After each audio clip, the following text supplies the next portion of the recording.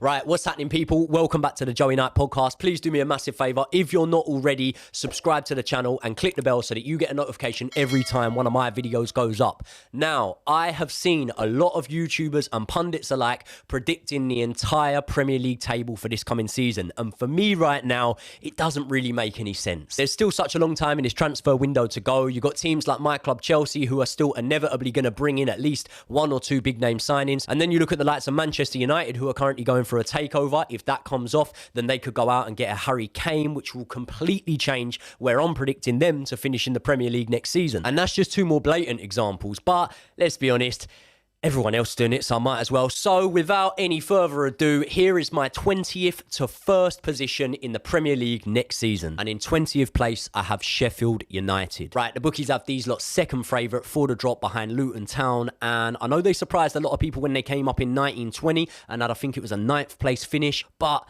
they did go down rock bottom next season, and I've had a little look at their squad, and there is a distinct lack of Premier League quality players. The only one that I really know in there that has played a little bit of Premier League football is Ryan Brewster. But listen, maybe that's just my naivety, and they're going to come up and do all right. Who knows? But what I do know is Paul Heckingbottom is completely unproven at this level, and will have a lot of trouble matching the level of the teams that he is going to face in this league next season. So yeah, for me, Sheffield United propping up the table. In 19th, I've got Bournemouth. Now, I'm aware that I could be making the same mistake for the second time in 2 seasons here, but for me, Bournemouth are going down. Now, sacking Gary O'Neill is either going to be a masterstroke or a disaster stroke, but being that I don't know too much about the manager coming in, and I'm not really charmed by an 11th place finish in the Liga last season, I think that these lot are going down. In 18th position, the last team I've got getting relegated is Nottingham Forest. Listen, I know they stayed up last season and their home form was actually pretty impressive, taking points of Chelsea, City, Arsenal, Liverpool and Brighton, just to name a few, but I just don't really rate them. And I think that the second season in the Premier League may be their downfall. They stuck with Steve Cooper last year when he went through rocky times, but I think that he'll probably be out of a job by Christmas. And yeah, I see Nottingham Forest dropping back down to the Championship. And in 17th position, I'm about to make a lot of people's day here.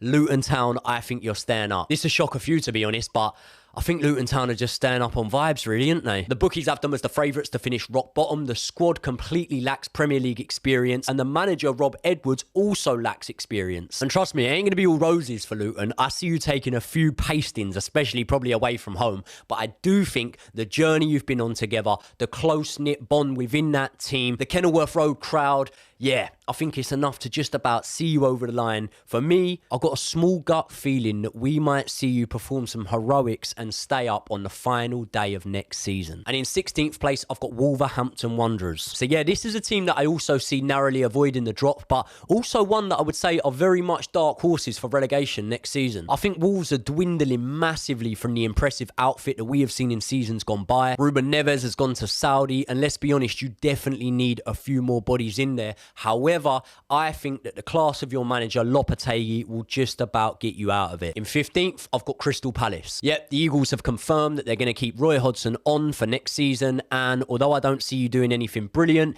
it's pretty much the same as always for Crystal Palace, isn't it? An experienced manager with an abundance of Premier League know-how and 3 players in the likes of Zaha, Elise and Eze that can pretty much guarantee you will not be relegated. However, for what it's worth, and I'm going to upset a few here, you take them 3 players out of the team, and I think you lot could finish rock bottom. In 14th position, I've gone with Everton. Now, I am a big admirer of Sean Dyche, but I think I'd be lying if I said I wasn't a little bit underwhelmed by his performance as Everton manager last season. However, I do think that coming into such a poor Toffee side under the restraints of FFP would have been a hard job for anyone. So, although I don't really see Dyche pushing you on and maybe heading towards them Europa League spaces like he miraculously did with Burnley in the past, I think that given a pre-season, time to get to know his players and implement his style even more, seeing as he's already got to know them from being appointed halfway through last season, is enough to keep you in the league in a fairly comfortable position. In 13th position, I've got Fulham. Now, Fulham had a great start to last season, a dip in the middle, and then being that they were missing a few key names, a fairly strong finish towards the end. I would like to see them bring 1 or 2 more in, but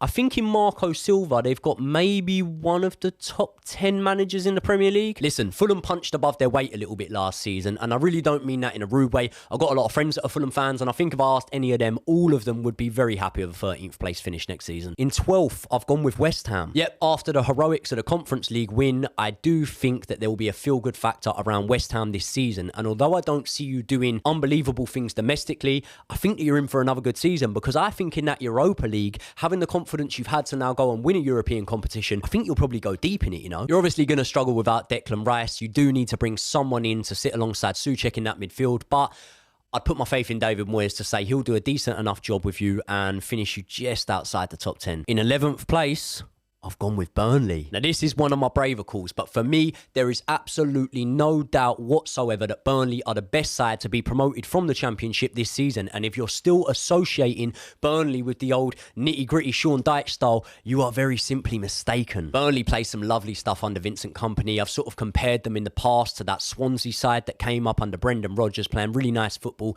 And I think we will see that from Burnley this season. They're going to miss Ian Maatsen, who's obviously coming back to Chelsea after his loan spell there, but I think they can get one or two in. Vincent Kompany's a good coach, and yeah, if you're a Burnley fan, you will be in store for a good season, in my opinion. In 10th spot, getting a top half finish, I have got Brentford. Yeah, much of the same this season for Brentford, really, although I think they're going to miss the goals of Ivan Toney in the first half of the season. I think you'll be just fine. Thomas Frank is a man that will be admired at Brentford for years and years to come, and I actually think that this might well be his last year at the club before a big job comes knocking. So another top 10 finish for Brentford, and although it is one position lower than they finished last season, in a league that is getting better and better and more competitive by the season, I don't think that anyone can see a top 10 finish as anything less than an absolute success. In 9th, I got Brighton and Hove Albion. Now, Brighton, for my money, are pound for pound one of the best teams in this league. They go about their business quietly, don't they? Getting good players in for decent fees and really progressing those players' abilities while they're at the club, and then eventually probably selling them on, getting decent fees again and going again. De Zerbi is a manager that I'm massively in admiration for, and much like I said about Thomas Frank, he could be someone that maybe could be in his last season, only be in his second season at Brighton Football Club before a top club comes and poaches him. Brighton fans are going to be having it off this season, aren't they? They got Europa League football to look forward to, and although that is tricky and will be a challenge for them, Brighton will be fine. Brighton will get a top 10 finish, in my opinion. In 8th position, I've gone with Spurs. Postecoglou, just not sure about him, you know. Managers can do well in Scotland and it doesn't translate to the Premier League. Look at last season. You saw Steven Gerrard getting sacked. You saw Brendan Rodgers getting sacked. He's now gone back to Scotland. But yeah, I think the addition of James Maddison is a really good one. However, the question on everyone's lips is, will Harry Kane be there next season? Listen, if this Qatari takeover goes through with Man United, I think you may well see them come in for Harry Kane and eventually probably overpay a little bit, but secure the England captain's services. And if that does happen, Tottenham could finish even lower than 8th. But for me, even with Kane in that team, I think maybe an 8th place finish is fair for Tottenham. In 7th place, I've got Aston Villa. Now, Aston Villa are very much a team on the up. I think Unai Emery is doing unreal things at Villa. And you look at the signings that are being brought in. Pau Torres in defence, that's going to be a big one. Jacob Ramsey's a massive talent there. If you look at the results from when Unai Emery came in, I think they would have secured a top 4 finish. So, yeah, I can't see things drastically changing this season. I know they've got Conference League football. I wouldn't put it past them going and winning that. Unai Emery is probably the best option of a manager you can have in those competitions outside of the Champions League. So, yeah, another good season for Aston Villa. In 6th place, I've gone with Man United. Do you know what? All things look like they're going in the right direction at Man United. Erik ten Hag has brought stability to the football club. And yes, I do really rate him. But it all depends really on whether this Qatari takeover happens. I'm banking in this Premier League table for the minute that it doesn't happen. They don't go out and sign Harry Kane. And I do think that Man United's 3rd place finish last season maybe did flatter them a little bit. I'm not sure with the addition of Champions League football at Old Trafford whether Man United will compete domestically as well this season. However, there is a massive elephant in the room here. I'm massively bitter about this Mason Mount move, and for that reason, I just hope they do shit this season. In 5th place, I've got Newcastle United. Now, I like the Geordie fans a lot, and they actually interact with my page quite regularly. And I think if you ask any of them, they would be happy with a 5th place finish. Now, don't quote me on this because I'm not exactly sure, but I have read that next season, 5th place qualifies you for the Champions League because of the rebranding of the tournament, and they're adding more teams into it. So, going by that logic, Newcastle will get Champions League football with 5th place, and I think they'll be happy with that. Champions League at St James's Park, I'm buzzing to see how they do, and I think they'll do well in that competition, you know. I don't think they're going to win it or anything, but yeah, another good season for Newcastle. It looks like they're adding Harvey Barnes also to the squad. So, yeah, I think Eddie Howe's men will do really well. And I'll tell you one thing about Newcastle, and I'm going to completely contradict myself here. You'll see in a minute who I've got as the 2nd place team in this league, yeah? But if Newcastle don't finish 5th, it wouldn't surprise me if Newcastle finish as high as 2nd this season. Saying special's happening at St James's Park, but all that being said, I'm contradicting myself. For me, at the moment, I've got them finishing 5th.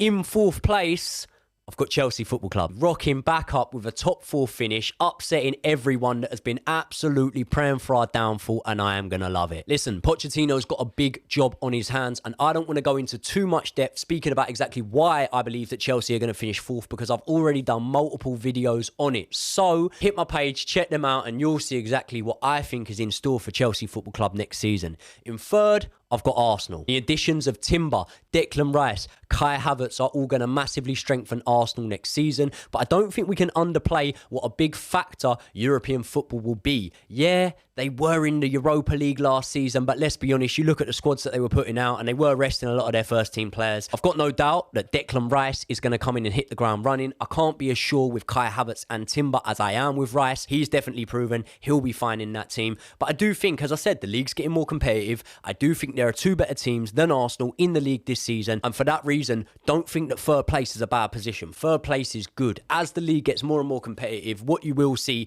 is that where we used to see like a top 4 as being really competitive and really, really good, even if you're finishing 5th, 6th in the league, that's still very good. And it's still enough to probably win you the league in most other European leagues. In 2nd place, running Manchester City, the closest next season for me is Liverpool. I'll tell you what, I really like the business that Liverpool have been getting done this season. The additions of Szoboszlai, McAllister, obviously look, Thiago coming back if he's fit. If Virgil van Dijk has a really, really good season this year, which let's be honest, he's due one. He's either on the slide or we're going to see him come back and take the Premier League by storm this season, having a season like we saw in years gone by when Liverpool were competing for the title.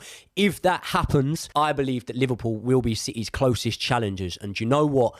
I wouldn't put it past Klopp's men going and winning the league this season. The depth they have in that squad is ridiculous. I've spoke about Liverpool in a lot of other videos, but yeah, Liverpool for me are going to push City the closest, which means in 1st place, it's boring, isn't it? I've got Manchester City. Hopefully they don't win it, but under Pep Guardiola, he's creating an absolute dynasty with these lot. And yeah, wake me up when we get there. I want him to leave because I want to see the league become more competitive with different teams winning it each and every season. But yeah, you'd have to put Man City as your champions going into this next season. Listen, they play some lovely stuff. I don't begrudge them, but getting a bit boring for me. I don't want to be in the Bundesliga where one team just wins it every season. And that for me is why I hope we get a few surprise packages in here next season. But I've tried to do that before and inevitably City always just prove me wrong. They always go and win it now, don't they? So yeah. Anyway, there are my early Premier League table predictions. However, once the transfer window is coming to an end or just before a ball's kicked to this new season, I probably will review it, maybe move 1 or 2 teams around. But for the most part, that's what I'm going with. Now, I am sure you lot are going to disagree with a hell of a lot that I have said in this video. So let me know in the comments where I am wrong. I'll be in the comments as soon as this video drops. I'll be replying to all of you. So let me know exactly where you see your team finishing this season, and I will see you all in the next one.